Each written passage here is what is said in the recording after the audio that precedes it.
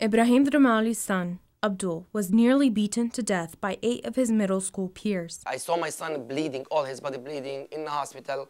We didn't know he's gonna live or die. Abdul recovered after 40 days in a coma, but his father says he may never recover from the reason he was attacked. Why? The price, because he's the Muslim. Dr. Dramali says the price for being Muslim is struggle. According to the Council on American Islamic Relations, about 2,500 complaints of anti-Muslim harassment, violence, and discriminatory treatment were reported this year, as opposed to approximately 1,500 cases reported in 2004. We are American, just like everybody else. American, and we have rights. Unfortunately, it's not applied over Muslims. September 11th changed reality in America.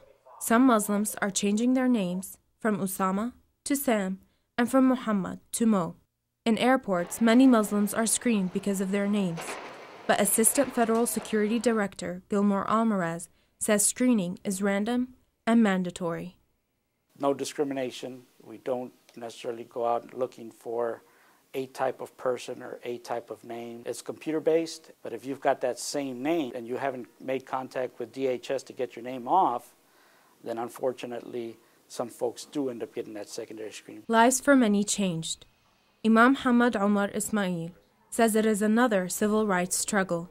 Muslims should not allow fear to govern their lives. Some say being cautious at first was inevitable. I was just very cautious towards anyone that was Muslim or any type of Middle Eastern ethnicity.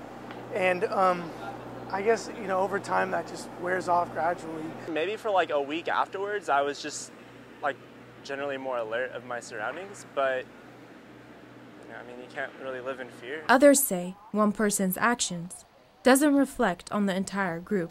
You can't judge everybody by their race. Any type of profiling, stuff like that is unwarranted.